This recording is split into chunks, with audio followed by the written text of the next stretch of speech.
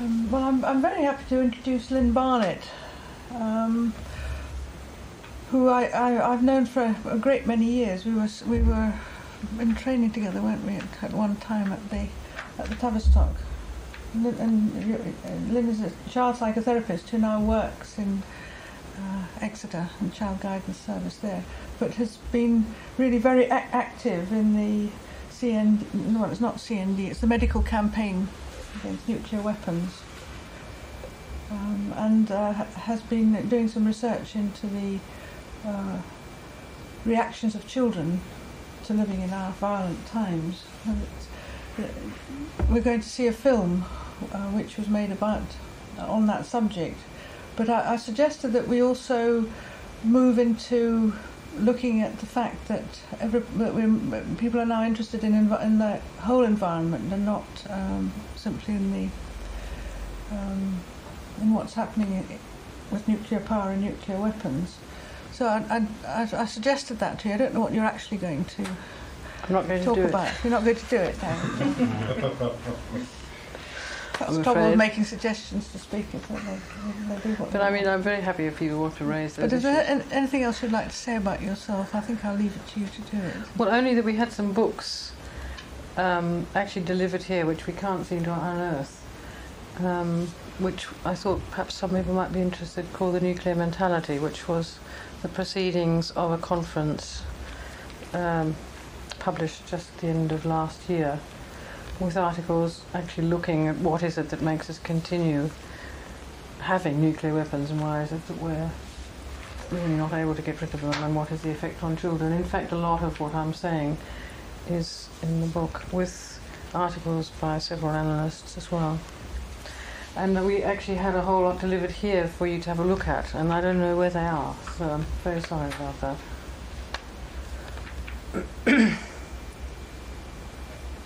They'll turn up. Right. Shall I start? Yes, I think so, yes. As adults, we know, or we should know, the following facts about nuclear weapons. 1. Today, there are enough nuclear weapons scattered over the globe to kill everyone on Earth at least 12 times and over. 12 times over. Secondly, that their power equals 1,250,000 Hiroshima-sized bombs. Thirdly, that the technology and accuracy of delivery is leading to the idea of limited nuclear war strikes rather than deterrence. Fourthly, the Oxford Research Group has shown that the upgrading of weapons is continuing, but worse than that, that in fact we are unaware of what is happening, and that our representatives in Parliament are actually not told of what is happening in the development of the technology of nuclear weapons until after the event. This is the first research report of the Oxford Research Group, dated November 1989. I quote from page 3. It's a quote from various questions that were asked in Parliament. Decisions, therefore, are being taken about our nuclear weapons, but since ministers refuse to share them with the House, they cannot be debated until they are a fait accompli. Mr. Ian Stewart, Minister of State for the Armed Forces, put this lack of accountability quite blatantly when he told the House on the 22nd of March 1988, quote, "As I have said, any decision about replacement for the United Kingdom's nuclear bombs are some way off. I have no doubt that the House will be fully informed and will have many occasions on which to debate and consider the matter when the decision is made." End of quote. This month, that was November, the House of Congress have approved $32.8 million for research and development on the follow-on to Lance, and $55 million for the SRAM-T in America. And these are some of the weapons which England is now considering.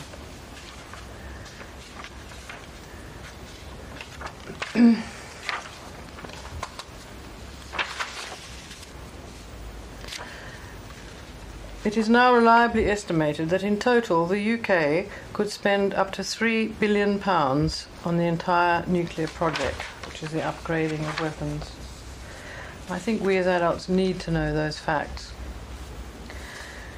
And also, just to contrast that 10 million children will die during the 1990s from illnesses and malnutrition, which can very easily be, and have been in the Western countries, got rid of. For instance, universal child immunisation.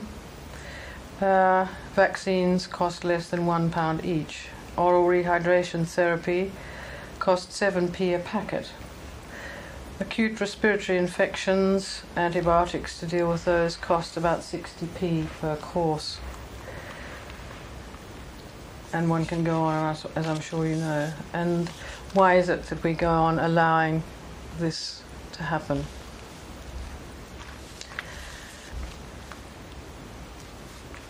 We also know, as adults, that conventional weapons of war kill by blast and fire, but that a nuclear blast disintegrates every building within several miles, that the nuclear pulse of fire reaches out to burn flesh at a distance of 13 to 16 kilometers, generating heat measured in millions of degrees, that the intense light of the explosion will blind eyes that see it at a distance of 56 kilometers.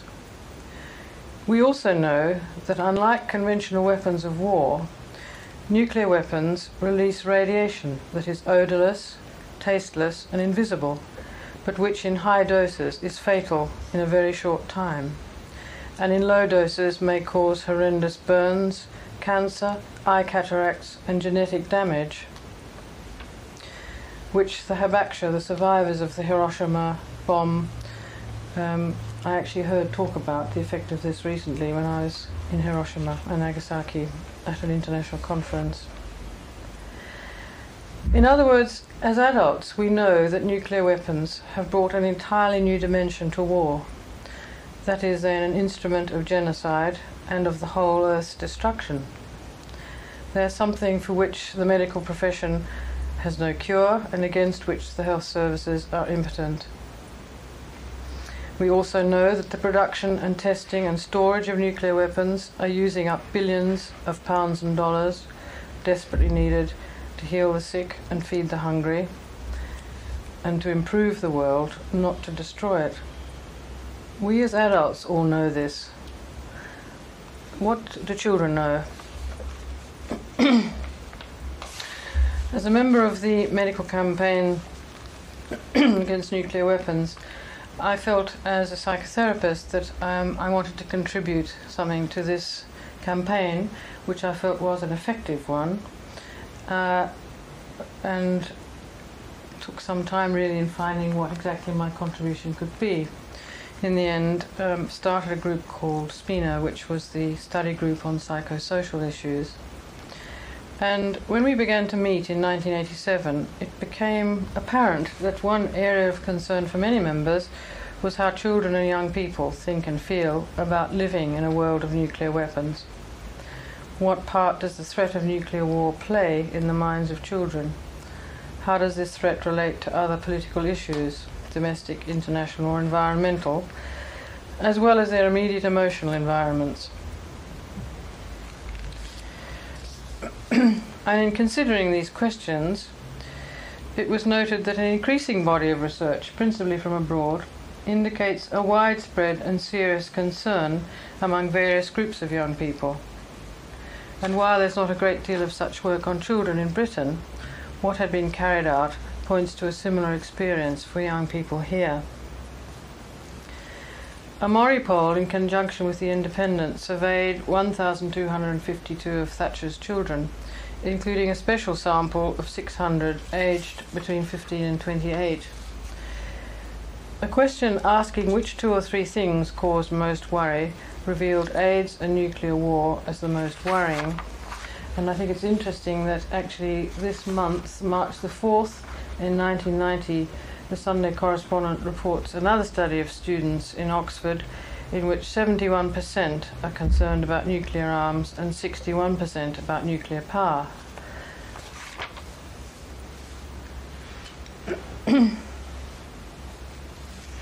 While older people were more worried about drug addiction and the environment, young women were substantially more frightened than young men of nuclear war, and this has been found in other surveys.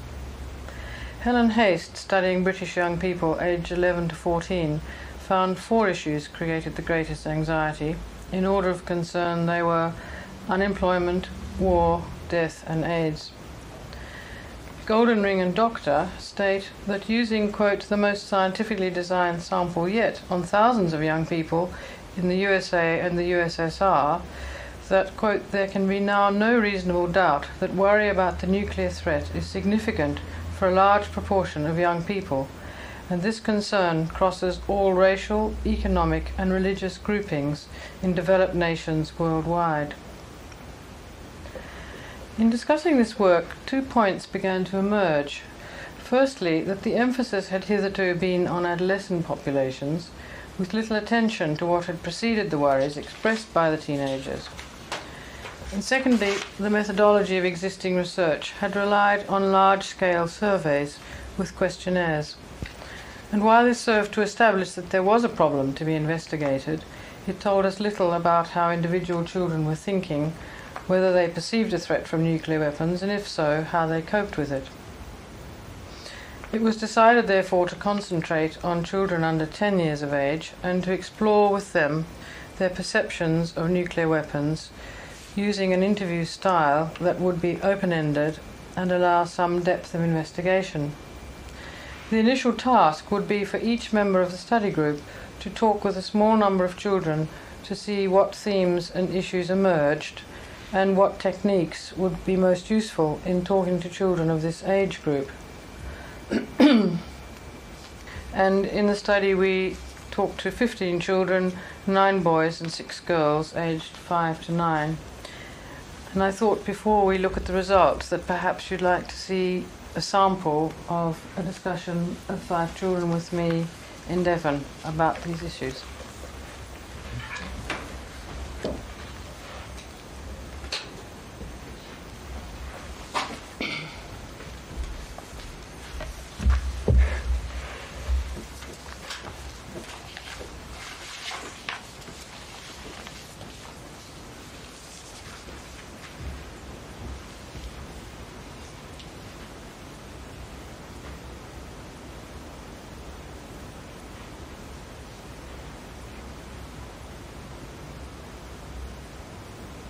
Can you see, Lynn?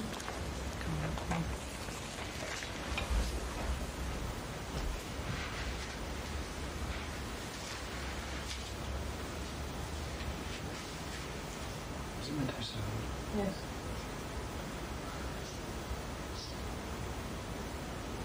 No sound? Well,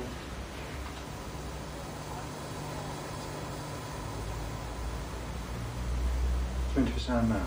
Meant to be sound in the beginning. Oh, I see. I don't know why there isn't.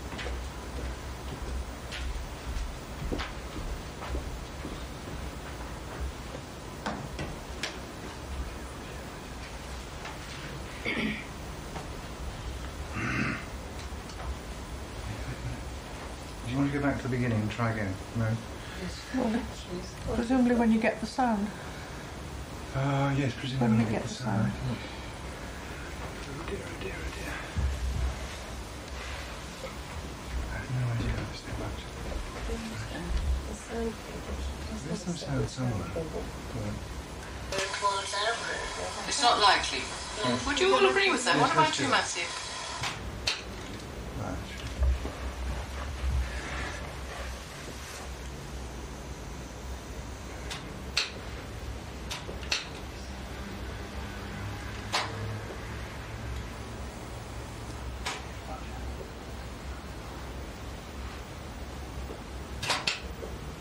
Is that? Here we are. Other. Much of the world shows that a high proportion are worried by the nuclear threat. Very little is known about young children's knowledge, feelings and attitudes, and it is difficult for parents and teachers to know how to approach it with them. This video is part of a small pilot research project which explored several ways: group discussion, individual conversation, drawing, and looking at photographs. I work as a child psychotherapist in Devon, and in April 1988, 5 children aged from 5 to 9 years agreed to meet with me. They had been told by their parents that they'd be talking about things they'd seen in the news. Do you ever see anything in the papers and pictures in the papers lying around, or magazines, things that frighten you? Blow up. Yes. Is that something that frightens you? Only if it landed on our house. If it landed on your house. Do you think that might happen? Only if there was a Third World War. So yes. Do you think that might happen? Maybe. It's not likely that there will be a Third World War, though. It's not likely. No. Would you all agree with that? What about you, Matthew? Well, they probably won't, because if there was, no side would win. Everyone would get killed. They're so powerful. They're so powerful. Can you say a little bit more about that? What do you know about how powerful they are?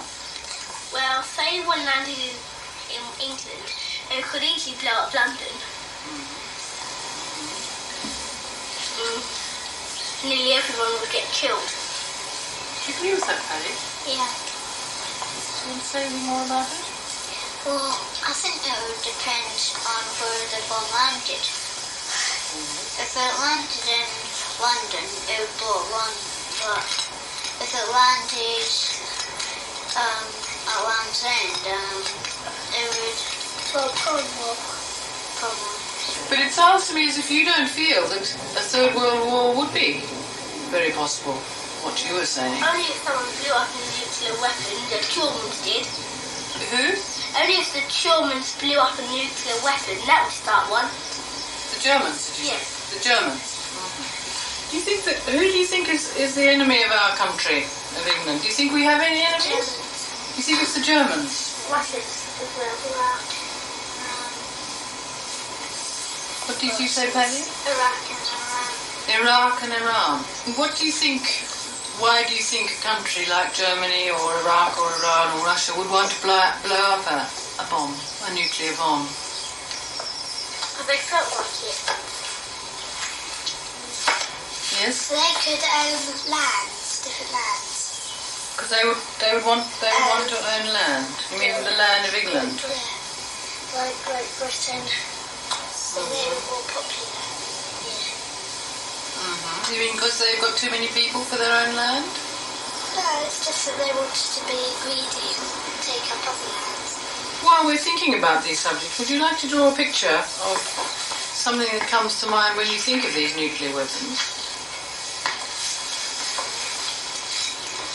And we'll go on thinking of some other things to talk about. Do you think, do any of you think your mothers and fathers are worried about a Third World War? Yes. Do you think they are? Do you think they're doing anything to try and stop it? Do you think there's anything that can be done to try and stop it? No, because if they did, there would still be a war. Because the people who wanted to stop it, they could stop it, but then the people who wanted them, they would start fighting. Yeah. And there'd be a war. They'd start fighting them to try and not make them stop them. So how do you think it would be able to be stopped? How do you think we're going to be able to stop it? The only thing to do is to not use them. Or to make them not as powerful, like an ordinary bomb. Get rid of them. Get rid of them. Yeah.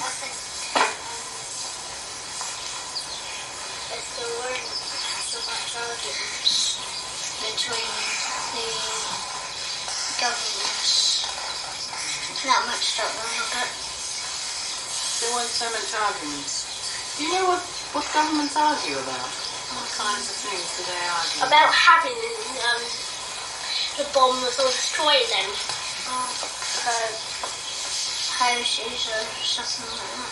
Houses? Yeah, or land. Things like that. I'd like to come back to this, what you were saying, that you think your parents worry about a possible war. What do you think they could do about it? They can make a campaign. Make a campaign? Or try and make everyone vote. Make everyone? Vote for not having nuclear bombs. So there's only about 3 people left who want them. Maybe if you told them that what would happen if you dropped a nuclear bomb, it would then blow up lots of people and kill people. Yes. Do you think that might make them change their minds? It might. Yes, well, you were saying before that if a bomb was dropped, that it can do a lot of damage, and you think that people really should know about that? Yeah. Do you think children should be taught about these things in school? Do you get taught about them in school? Not that much. Because it should be done for, if they do have a war, they know what it will be like later in time. Do you think children should know this? Yes, because if they don't, then the bomb's dropped and children just think, what's that? And look up and the bomb goes on top of them. But if they knew, they'd probably get out of the way. What's your picture? It's a nuclear power station. And look, houses in the background getting blown up. Do you know about any nuclear power stations that have blown up? No. No. I think Chernobyl had part of it blown up. Do you have any bad dreams about things like this? No. And do any of you ever talk to your parents about these things? No. And do you ever talk in school about them? No. What sort of age do you think children should start talking about these things in school, learning about them? About 7, because if they're younger, they might start getting scared. It could make the people think about more going into the army. Why would that be happening? Well, because they might want to stop the nuclear bombs from blowing up England.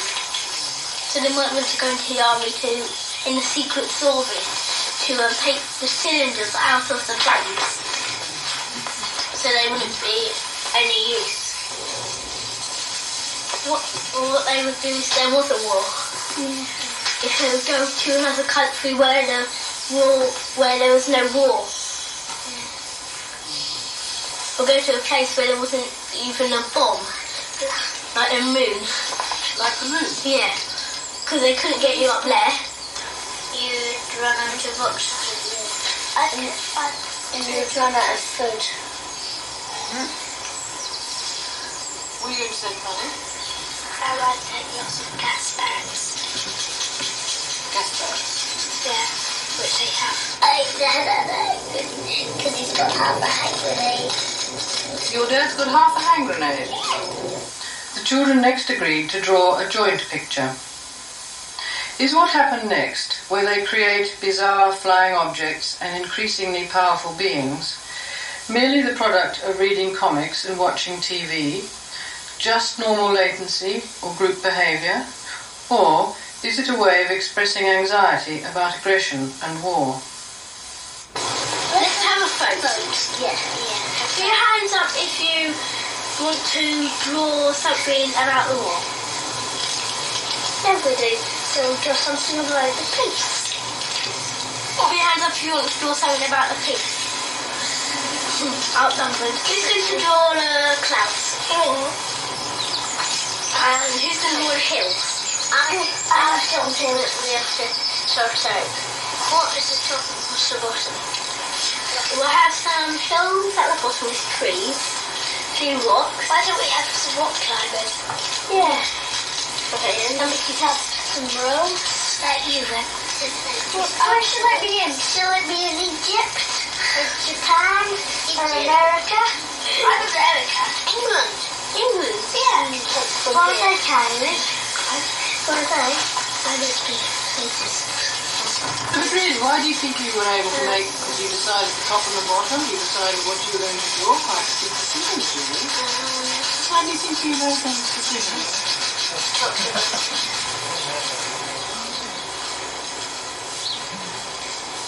I'm doing a low flying aircraft. I'm doing a plane. I'm doing a plane. I'm gonna do what are you doing? Find something. Pie? See what's his pie? Oh yeah, pie you stars. A bird's dropping. Oh, I thought you said a bomb. Is that yours, Bessie, the bird's dropping? Yeah. What's this down here, this little one here?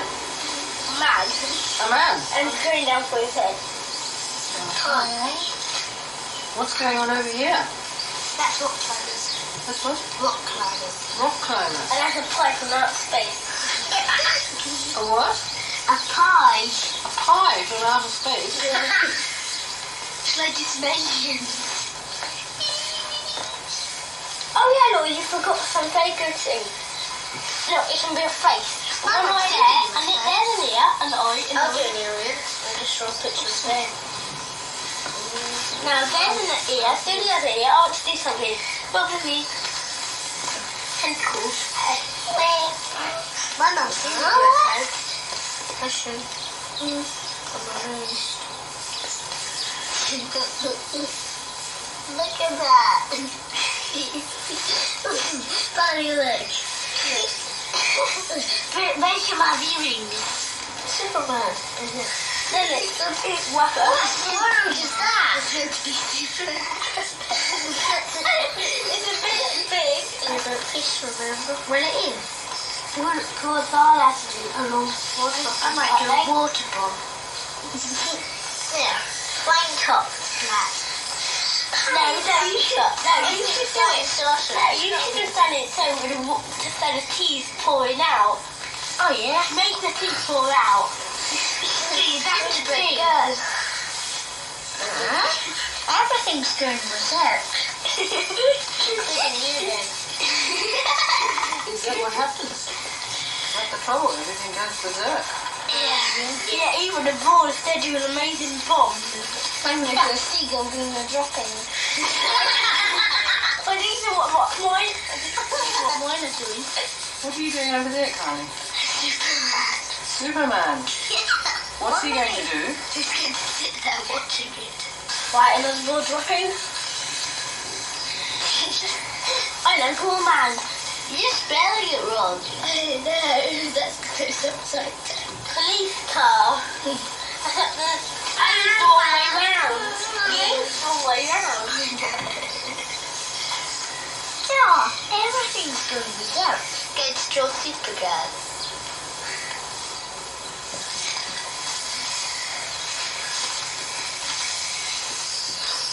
That looks more like Superboy. He's like in his clothes upside down.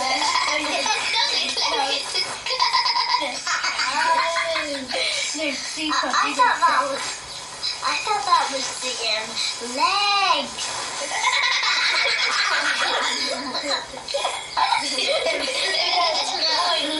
It's the middle six, halfway.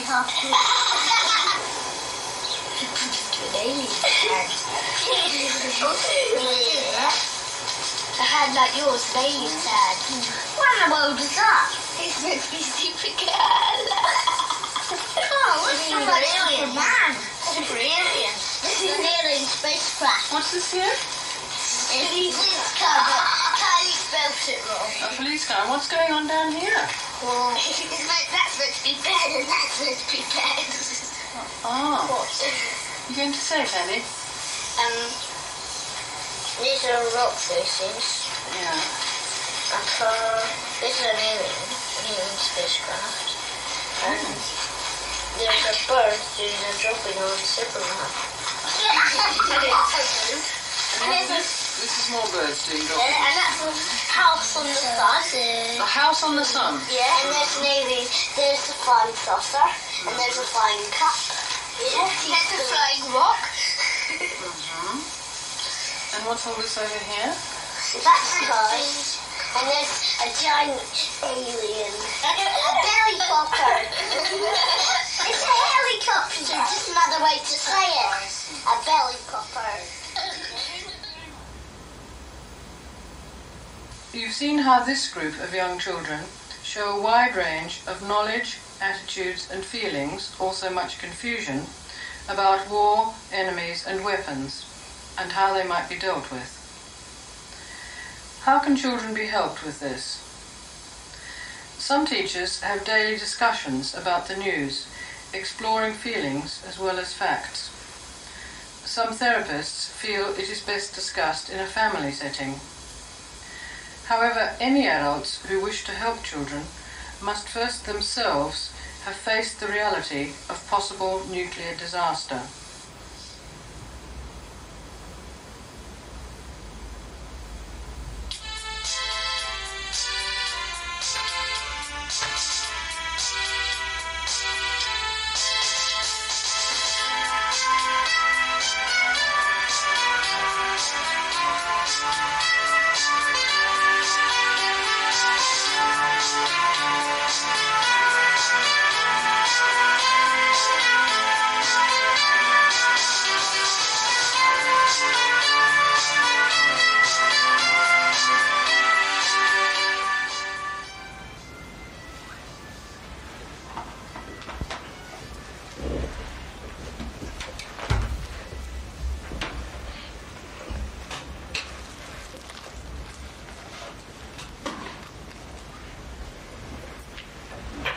Would you like to talk about that particular bit of evidence before I go on to talking about other evidence for this age group?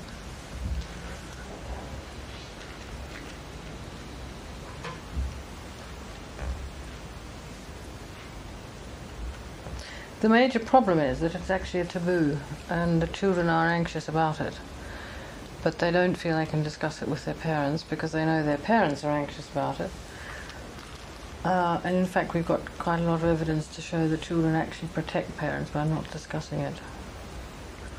So this was really part of our problem, how to help teachers and how to help parents actually, first of all, talk about it amongst themselves, but also talk about it with children. When you find that 70% of people, or young people, are worried about nuclear threat, surely the more there are worried about it, the better. I mean, one's aim should be to make people more worried, in a sense, and stop this sort of business of denial and sort of self-deception and so on. Mm-hmm. So I don't know whether you were producing the figures to indicate that, you know, all this worry about it is a bad thing or a good thing, or what it means really.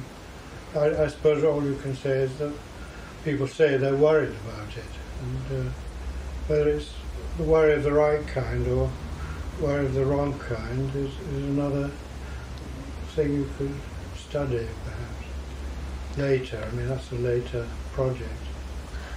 Yes, I mean, I think one of the difficulties is that people are saying, oh, things are getting better, we don't have to worry. That's right, yeah. But in fact it's not true. You know, things are not getting better in the sense that there's this split between the people who are designing and improving weapons, people who make decisions, and us. So there is still a great need for people to be worried, as you say, sort of effective worry. But then, of course, the question is, what is effective worry, and where does it lead? And I think particularly, well, for all of us, but particularly children, they need to feel that there's something they can do if they are worried. So this was one of the other issues we were exploring. What do you think you can do? What do you think your parents can do? Because there is research to show that children of people who are actually active in the peace movement are more anxious about these issues, but also feel more hopeful because they can actually see their parents doing something about it. But these children were saying, well, no, we don't talk about it with our parents. They don't even want to draw it, do they? They want to draw bombs, they want to draw other things. They said, we don't want to draw bombs, and voted on it. But then they did. And then there's They odd drew thing. bird droppings.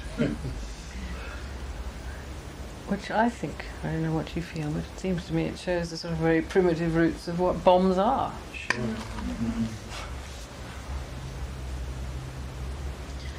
But it's not this whole area, I sometimes feel is so difficult for the children and the parents to address in a way. I mean, we've got to focus in the reality of the nuclear weapons, but what's being struggled with is the destructive nature aspect of humanity.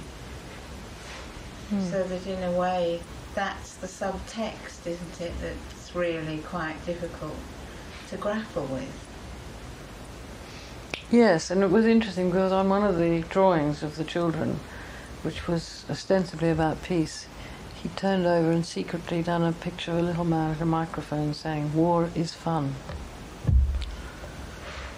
Which he didn't talk to me about, but which I saw when he gave him the picture. Yeah. And there is an enjoyment.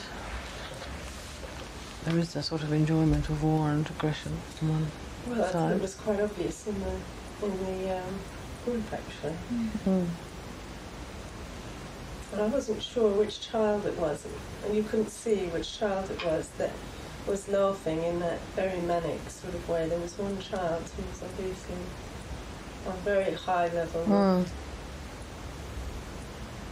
Some kind I of think it was the little one who talked about the belly popper. belly popper. Was that one of the boys? Mm. And the older girl was giving it.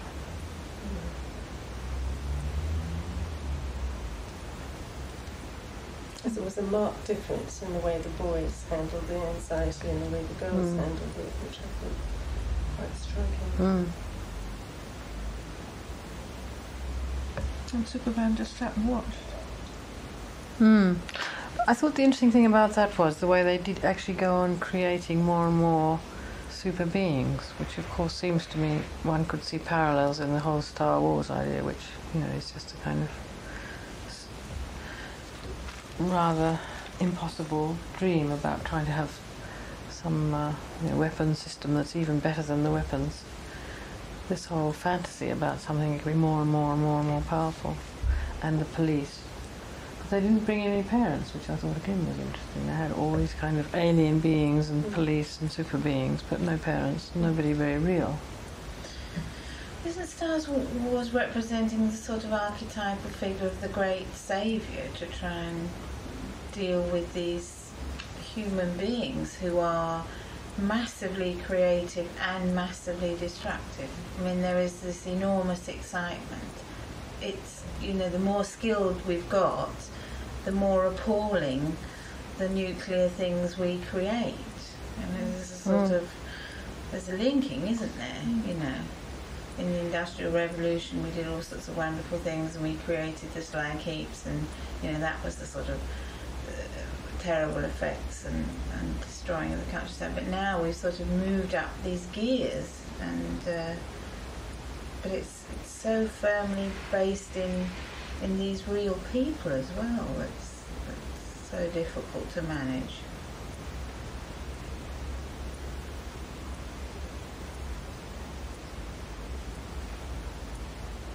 Yes, but I thought what happened, you see, they start off saying they're going to draw peace, they're going to define the boundaries and which is the top and which is the bottom, and they start off very reality based, and then suddenly they get carried away. And what is this process that happens? And it happens also within the Defence Department, I would have thought. They seem to take off in some kind of manic, more manic phase, didn't they? More excited. When they began to draw the saucers and the flying cups and things like that. And one little boy went on trying to draw his rock climbers and, you know, keep down to the rather human level. But it wasn't the interesting the bit. boy, wasn't he? The quiet boy. Yes, the quiet one. But he was the leader of the group, really. But he was outnumbered. Well, he didn't keep it down.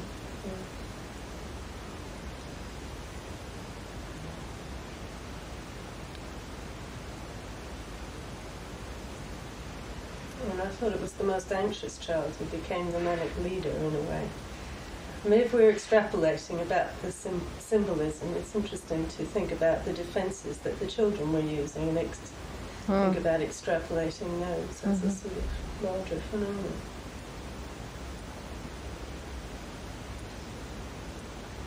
But I think it's a little difficult to draw too much conclusion from the society of manic behaviour, because I think at any period of history, when I was children to draw war or weapons, they would get very excited. I mean, if you look back to sort of bows and arrows and things, and in a way, we're expecting them to be able to grapple with some sort of quantum leap, in destructiveness, which is actually extremely difficult to imagine. One's asked them to do something realistic, and sometimes it's almost inconceivable.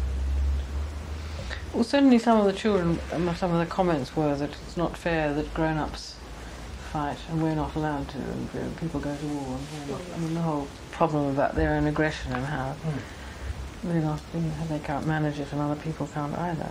That came up, and also, particularly with the younger ones, a confusion about what weapons were. I mean, some of them were talking about fighting with swords and shields. And but some of them, I mean, I think clearly had quite sophisticated ideas and knew really quite a lot about nuclear weapons and about the potential destructiveness of them, and clearly had got it from the media, we presume, hadn't certainly talked about it with parents or teachers. Well, there's a big difference from in the beginning when you're simply asking them what they know. I mean, then it's quite surprising how accurate their knowledge is. Once they're drawing, it may not be very clear quite what their task was meant to be. They see it as a chance of having some fun, really, and then they get excited. Well, they chose to draw peace, you see, and peace didn't last. Yeah. And it seems to be one of the difficulties. The is girls that peace. chose, didn't they? I thought it was the girls. I wasn't clear about that. I thought the girls said they would like to draw peace, and the boys said they wanted to draw war, and there were 3 boys, so they said you're outvoted. That was how I... Well, no, they started off drawing peace, because they started off actually drawing the rock climbers, and they agreed to do peace. But then gradually it disintegrated into war, which I thought was the... But still in that context, they've been talking about war with you. They had, yes. But what way is why they thought of peace? They had also been drawing pictures of peace. They'd individually drawn pictures of peace and pictures of war. But as you say, I mean, they did find the war much more exciting. Well, I wasn't clear. I mean, what did we ask them to do? Did you say, let's all do a picture? Or did you say a picture about what we've been talking about? No, I said a picture together. You can choose. I see. But it was in the context. Yes, of peace and war. Yeah. Yeah. I see. But I was wondering, in what way is it different? Because I seem to remember teaching 5-year-olds in, 1956, 57. And they would produce a picture like this and get more and more excited, and the bombs would get bigger, and the tanks and the aircraft carriers, and mainly little boys. So in what way is it different? Because the anxiety about war seems pretty strong. Ooh. I'm not quite sure what you mean different. In what way is what different? Well, I mean, we find it so indifferent, the fact that nuclear war can happen. It's so devastating. I'm just wondering quite how children see it. Because a bomb is a bomb. Would you like to hear a little bit more then about sort of further findings? I mean, that sort of gives you a flavour.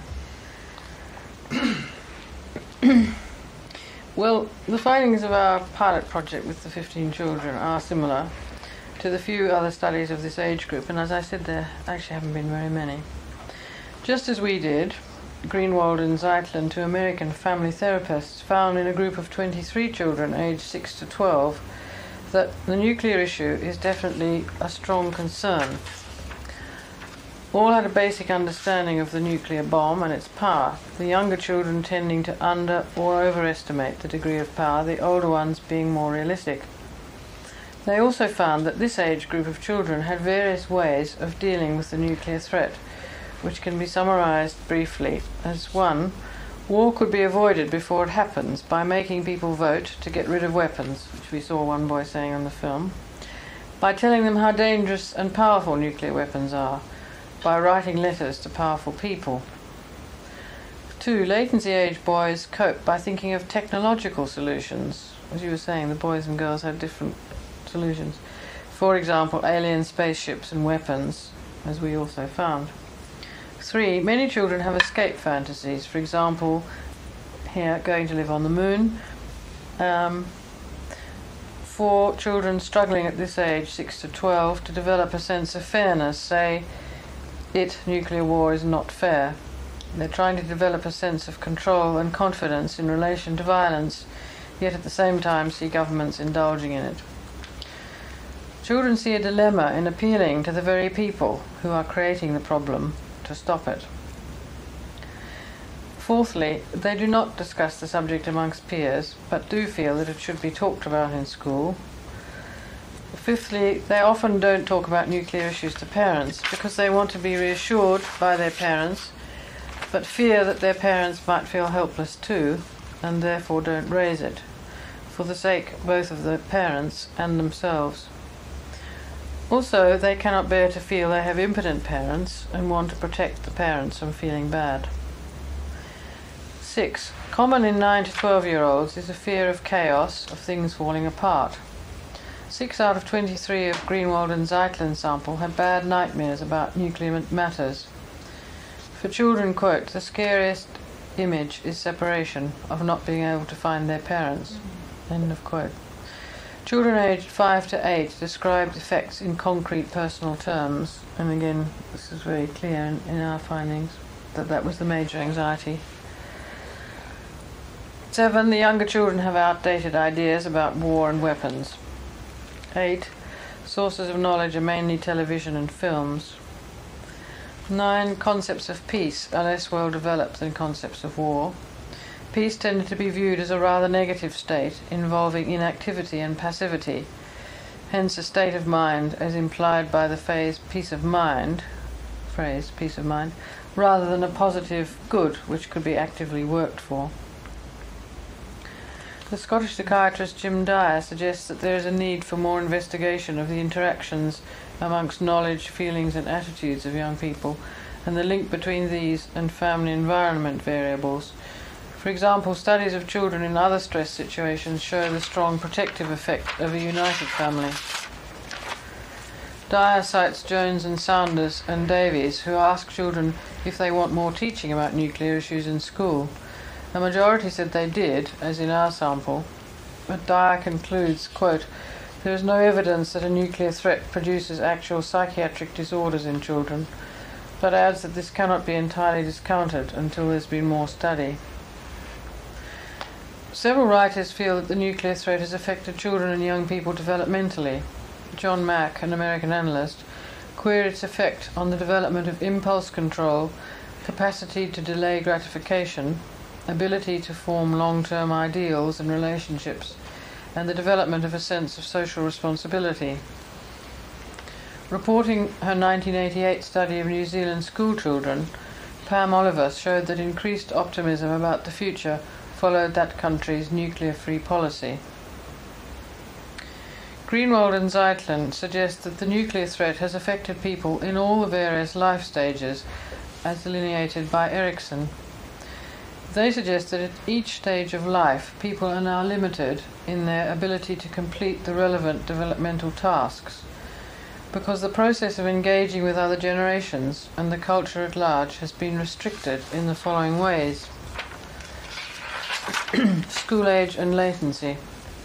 During this stage, the major task is to develop a sense of industry and an ability to be active and exploratory, and to overcome feelings of powerlessness and inferiority by developing skills and a sense of capability and confidence. Much of this is based on identifying with adults who, if they do not themselves feel capable or confident, as few do in relation to nuclear weapons, they are not particularly good models. Is it any wonder the children of this age turn to Superman, star beings, and other unrealistically powerful non-human models. Significantly, the Canadian researcher Susan Goldberg and others have found that children of parents who are actively involved in the peace movement feel more anxious, but also more able to cope and be active themselves, as I suggested. Another model for dealing with feelings of powerlessness and inferiority is developing a sense of false capability. It is surely upon this model that such notions as nuclear deterrence and Star Wars are based. Adolescence. The tasks of this age are to consolidate identity by integrating sexual and aggressive drives and to make commitments. Again, what are the role models for this? How can adolescents make commitments if they believe the future is uncertain, which, as we know from various studies, a large majority do believe? Adulthood.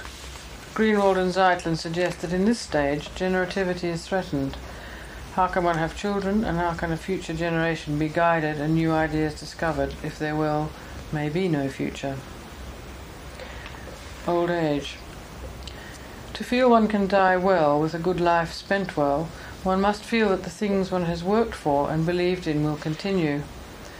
To whom can one pass all one's values and culture if, for example, nuclear conflict results in the nuclear winter, which changes the basis of any surviving society beyond recognition? On the other hand, the psychoanalyst American Henry Parens, contrasting his findings with those of non-analysts, states that in his 20 years of analytic work with children and adolescents, there have been, quote, surprisingly few associations to and dreams of this danger, and hence little evidence of anxiety arising directly from the threat of nuclear war, end of quote. This finding, he says, is consistent with that of colleagues with whom he has discussed this issue. However, Hannah Siegel suggests that this is because the analytic technique employed by the American analyst does not address early psychotic mental states, unlike the Kleinian technique. She maintains that all her adult patients have mentioned the primitive terror associated with nuclear weapons. Parens gives another explanation. He uses the concept of salience, as does Barbara Tizard, suggesting that the nuclear threat is experience distant to the clinical context of experience and object relationships which make up his analytic sessions. Also, it may not be relevant, he says, to his patients in relation to the symptoms which they sought his treatment. Parens suggests alternatively, as does Siegel, that the lack of mention of the nuclear threat by his young patients may be linked with the erection of powerful defences against the awareness of vulnerability and helplessness. He considers that the capacity for direct experiencing of the threat of nuclear disaster only emerges at puberty, with the giving up of the parent's centrality, the development of a capacity for abstract thought, and the experiencing of the new separate self as vulnerable to threat or danger, and the expounding awareness of community and world issues. Parens also claims that much of his analysis is concerned with the pre-latency years of his patients, that is, before 6, and their drives, when they are not in touch with the nuclear issue. In contrast, Siegel considers that nuclear terror is derived from very early fears of psychically falling apart. Escalona and Friedman claim that awareness of the nuclear threat may begin to be represented internally from 4 or 5. But what it actually means to children of this age is another matter, particularly as they cannot fully grasp the inevitability of death until early adolescence. Parens claims that pre-latency children are aware of danger mainly in relation to the family context. Their most prominent fears are of object loss, loss of love, and of valued body parts. To them, danger, as we also found in our pilot study, concerns losing parents, and nuclear danger is only known secondarily through the caregivers, either conscious or unconscious anxiety. And it is immediacy which is important to young children. We found that they mention recent happenings such as aeroplane hijacking when talking of things in the news which may have disturbed them. Anyone who deals with latency-age children knows that they, especially boys, have a great interest in war, with elaborate fantasies, games, drawings and play. This is related to the central task of this age, which is learning self-control of impulses and coping with separation from parents while entering the world of their peers. Boys of this age are struggling with conflict around narcissistic exhibitionism and associated dangers, and nuclear weapons serve these ends well, both in power and shape. From a recent study of Dutch children aged 6 to 12 years involving discussions and over 200 drawings of war and peace, Leonard Vriens found that girls do not like war or drawing war, while boys, particularly 8 to 11, love it. This parallels our findings too.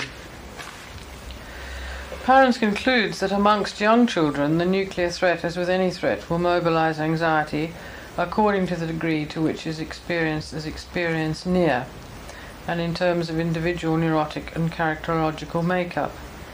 He states that those with obsessional thoughts, hysterical reactivity and phobic tendencies are more likely to attach the nuclear threat to their intrapsychic conflicts. Barbara Tizard discusses how, until recently, most research on children and the nuclear threat was carried out with a clinical focus, using a medical model. Exposure to the threat disturbs mental health, for example. But she says that recently new issues and paradigms have been examined, and she feels that the medical model has proved unsatisfactory because it cannot account for the following findings: that women and girls express more worry than men, that young women are substantially more frightened by nuclear war than men, that younger adolescents worry more than older ones, the variation in levels of anxiety in different countries and within one country from year to year. Thus, she says, the medical model can't explain the effect of the social context, nor the role of cognitive factors, including beliefs, attitudes and values, in mediating the individual's response to the nuclear threat.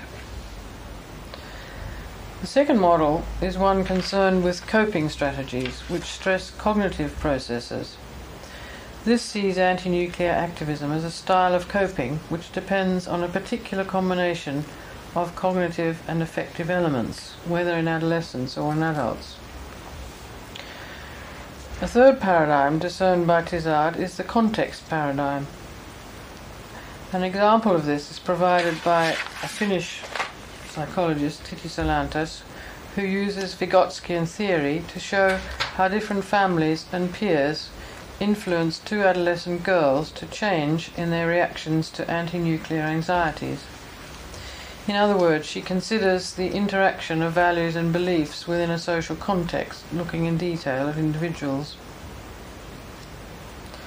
So when studying research on the effects of the nuclear threat on children and adolescents, one must be clear what paradigm or model and what age, family and social context is involved. Those who wish to use research based on the medical model for propaganda reasons will be disappointed, for it is certainly not clear from available results that children under 10 years, still involved in a family context, have reacted with psychiatric disorder to the nuclear threat. But that they do know a lot about it and are concerned about it, especially in relation to their own aggression, is clear, as is their need and desire to talk about it.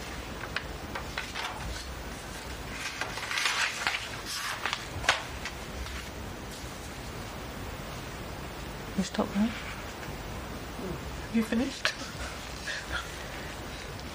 Well, then I go on about talking about how perhaps we can talk to children about it.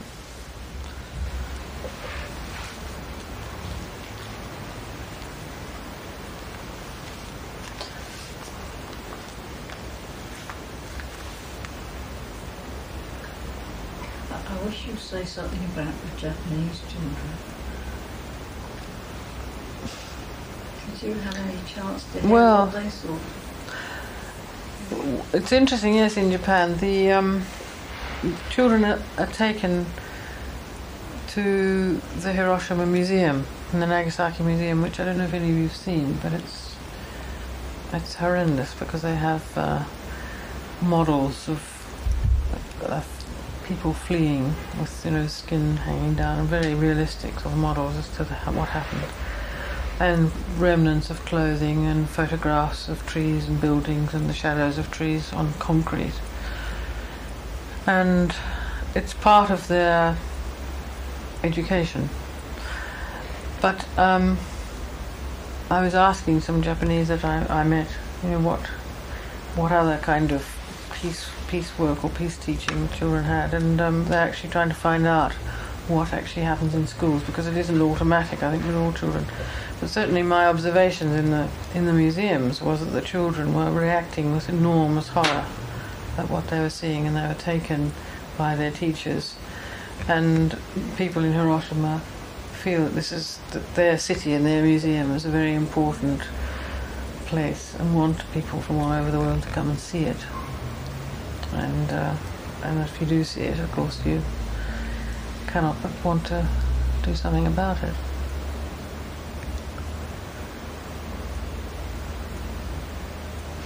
But what also is happening in Japan was that the government was actually not allowing any ships carrying nuclear material into the harbours, and they were definitely an anti-nuclear country, but in fact that is now changing.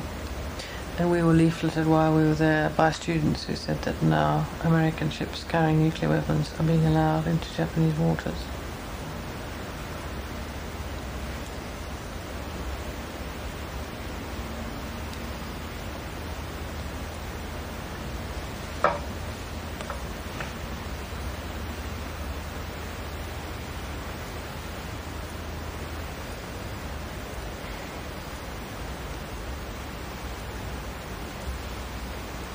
I'd be glad if you could go on a bit about how to talk to children, because something you really don't know.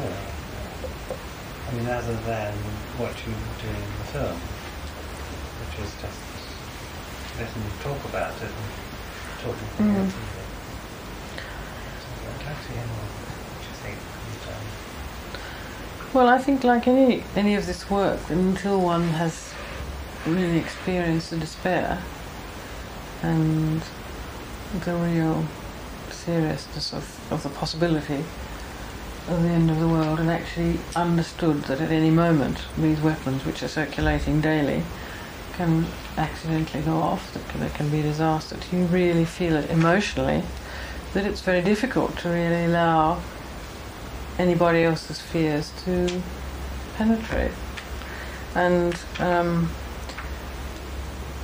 I think that's why I finished the film really as I did, that in fact I think we all need to do some work ourselves before talking to children about it, because it's like any issue, unless you've sorted out your own feelings and really understanding of it, it's very hard to help them. And certainly I found that I was helped by a group I belonged to in Exeter with a psychologist who ran what he called despair workshops.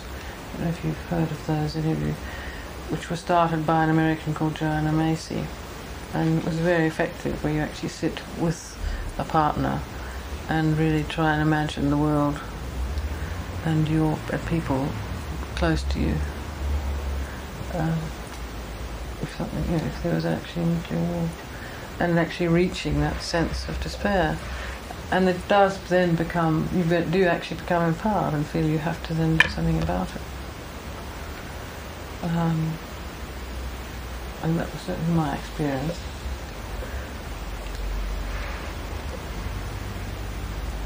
And that, that's if we're in the health profession, that's the major threat of the world. And it's very easy not to face it.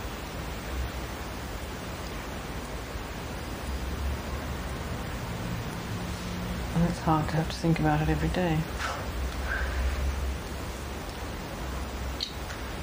I'm still very preoccupied with the way those little girls, I've never observed a group of, from a psychological point of view, quite systematically, so it may be absolutely normal, and undoubtedly is, but that the two little girls were completely unable to say anything or contribute anything, and the stronger or older, probably older and stronger of the two, often tried to say something, and one of the boys got in there first, and she gave up.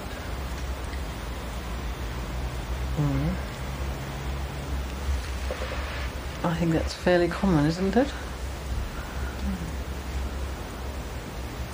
Well, it seems as though girls give up in the face of that kind of subject. Yes, I was wondering if you'd any thoughts about why girls are more scared. And are women more scared? There's been a bit more of exploration of women in wartime recently, that women are left with the children. And in the last war, that men were all away fighting, which is something active that you can do, whereas women were left in London with bombs falling and having to look after their children and survive. So I was wondering if there's some link there, that women are always aware that they're going to have to be looking after what happens. They're going to have to look after the children, they're going to have to pick up the pieces. And if that's got anything to do with being more scared. Or is it something to do with what we were talking about over dinner? About sexual differences. The boys have this defence of the flight into activity doing, and girls are more feeling. Well, the girls were just passive. And I mean, I don't know if that's normal in lots of situations, in unstructured groups of children of that age, but I mean, it just does make one think that from an education point of view, paying a lot more attention to enabling girls to have a voice would seem to be very important, because they just didn't seem to have a voice at all. And if you take that up a lot of levels, that's what you eventually get at age 40 or 50. Certainly politically, often. Women just feel unable to put a voice effectively, that unless it's within the context of the. I mean, I don't want to get into a feminist argument, but it's so striking in that group, the bit of group material there, that. This was only true as far as sexual articulate verbalisation was concerned. Boys better at it and they're more ready to respond. That's not generally true, though, is it? Usually girls are better at that. At an early stage, I think that's true. But boys seem to specialise much more than girls. But when they were drawing the picture, the girls were very prominent and very active and expressing a lot of feeling. They were more active. They were more active, yes. So it's a different response, which I think there are probably biological reasons for that. I didn't quite understand why you said, or was it a sex difference? Because I think that's what I was saying, that there was a sex difference, and that part of the sex difference is that women do have more responsibility for looking after other human beings, looking after children, and remain more preoccupied with that. And I feel that must have some bearing on the question of it's not a passive role. It's an active role in another sense, but it does mean that the activity is focused on other human beings and on the caring role, and not focused on the fighting and doing kind of role. Mm-hmm. But I think you were saying the whole question of aggression and the sexual differences involved in that. and the way it's enacted is also important. Yes, but I think I would agree with what Jean was saying, that I think female aggressivity is rather different from male. And it's more to do with protecting the young.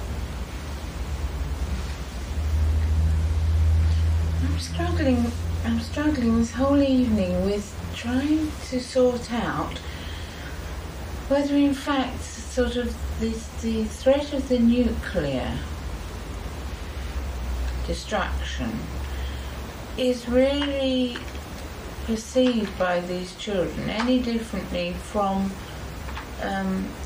any other external threats, and that I'm wondering if, because in a way this age group are not really fully conscious, so internal and external has not really been clearly differentiated, so that how we perceive this, I'm not sure that they do. I mean, I'm reminded of such similar sort of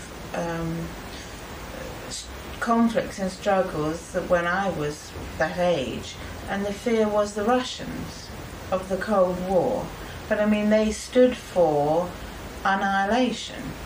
I mean, annihilation of one's existence and being and setting. And that was utterly and totally real and equally terrifying.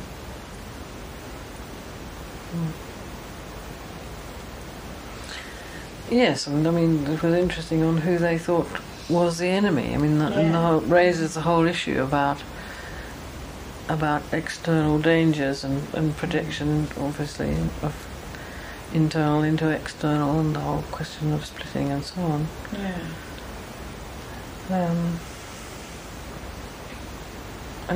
Certainly that seems to me is going to be the problem. What's happening in Europe now? Who are going to be the enemies? How are we going to deal with our feelings of needing to put our aggressiveness somewhere? And is it going to be religion again, or what?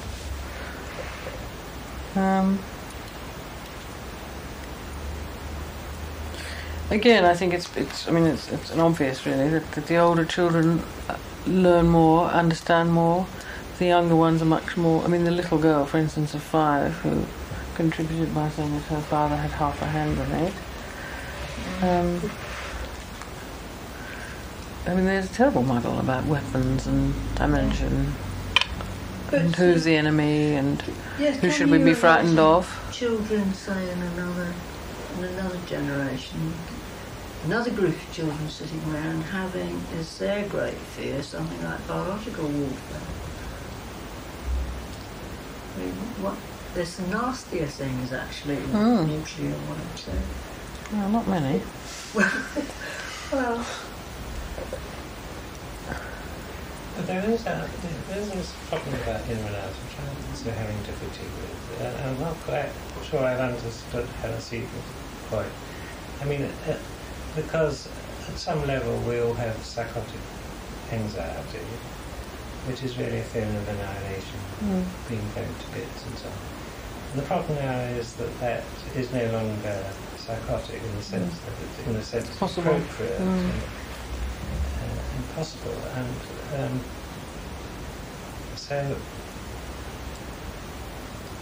does that mean that we have to rethink our notion of reality? I mean, if we think of psychosis, you cure psychosis by distinguishing fantasy from reality.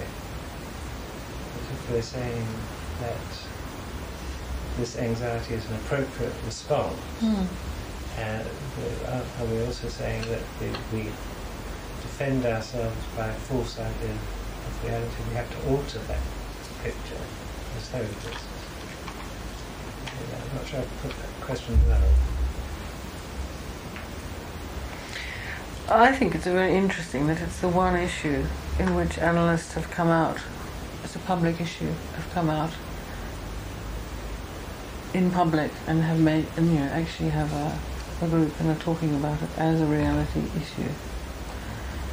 But it must be very difficult, I think, with the patient, to work out is it fantasy or is it reality? Because it is both, and I think this is one of the difficulties, that the worst fantasy is now possible of annihilation.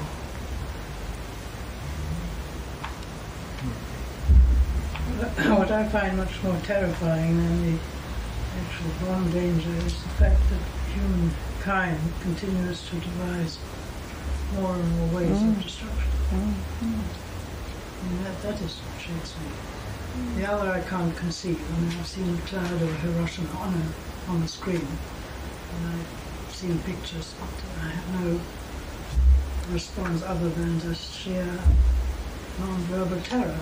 The other I can just about verbalize.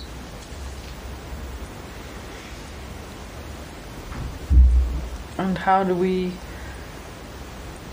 become? What action can we take that actually will stop this happening? I mean, that's the other thing. I think the other difficulty is that our feelings of helplessness are also very real.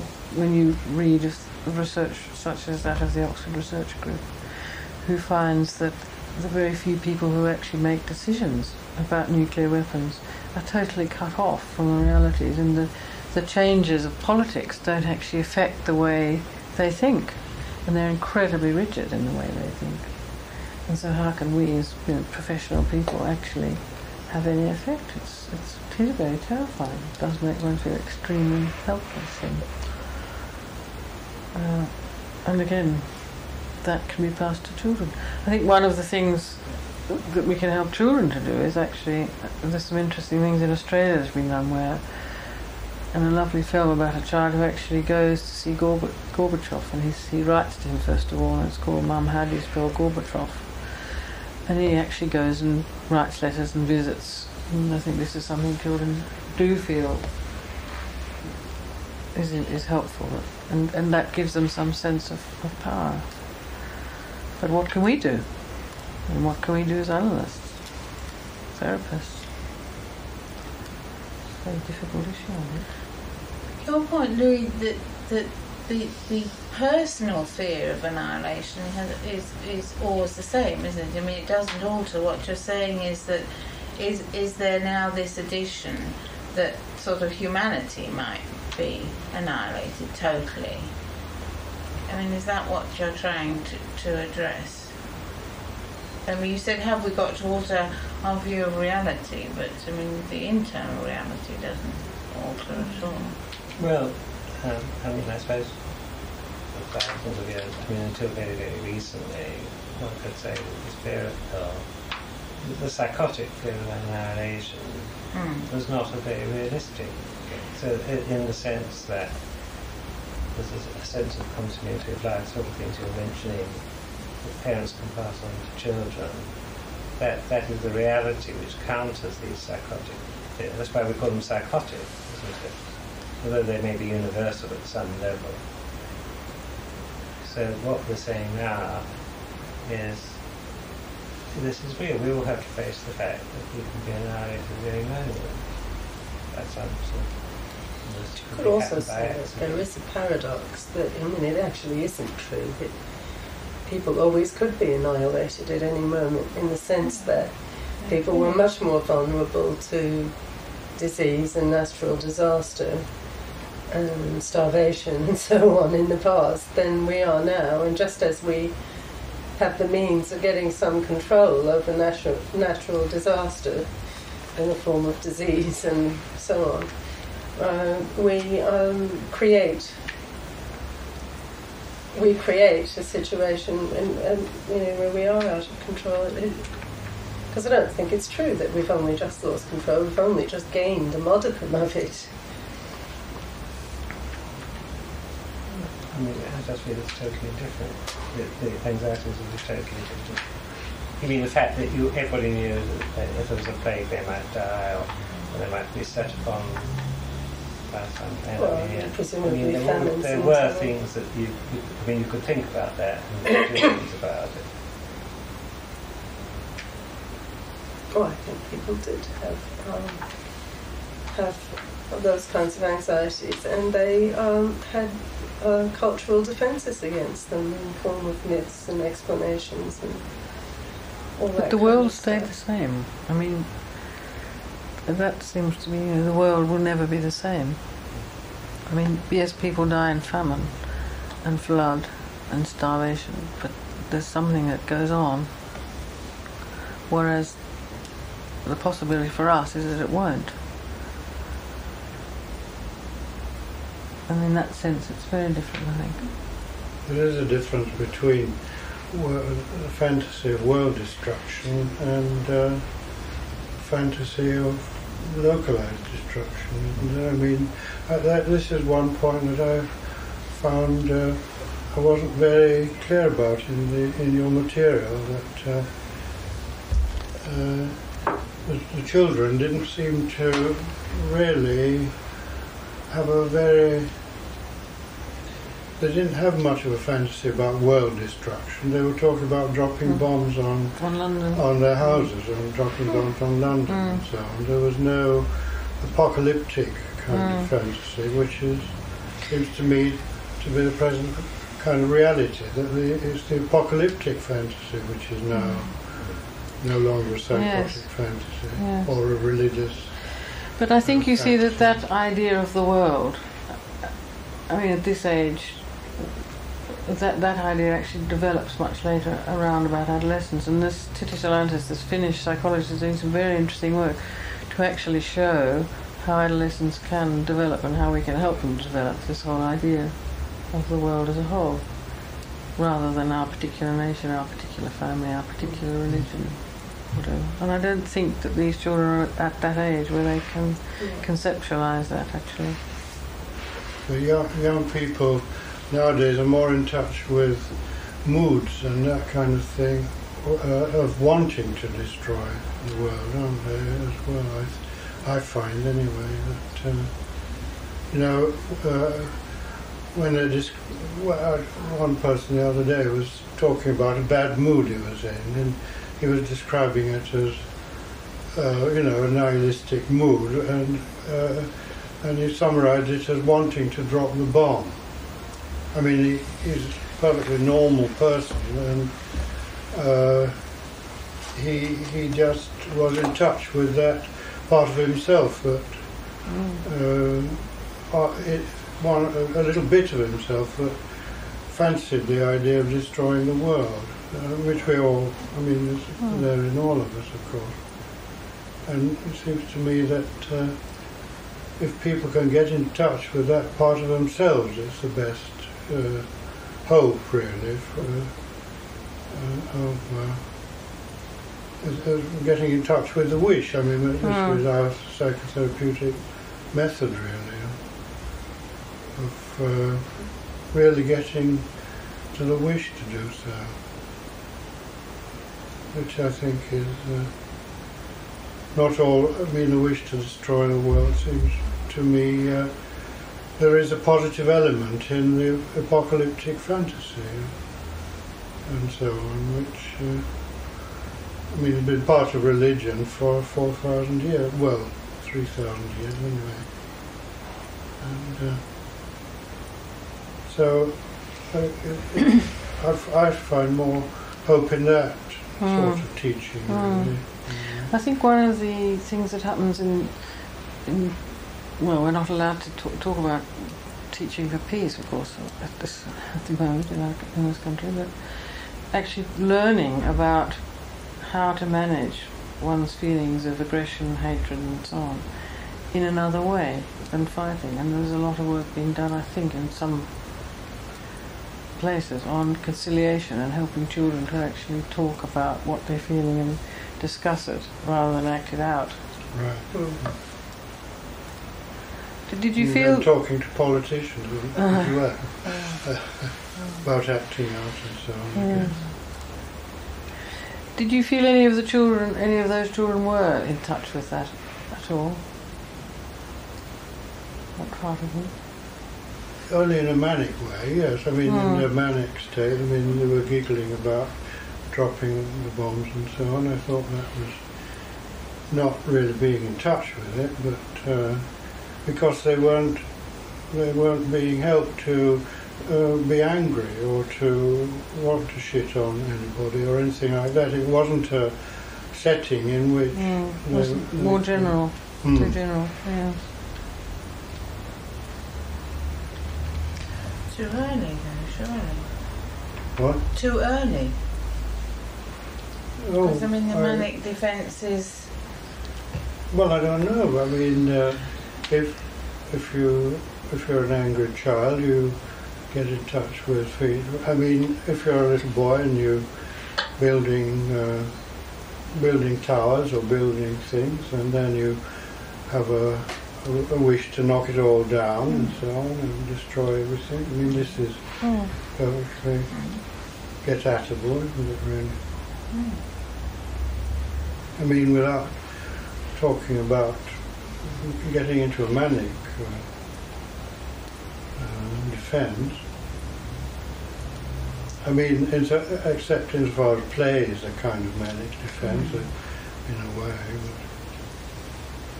But the denial in presumably your man's fantasy is that he would cause the destruction of the world, but he couldn't be part of it.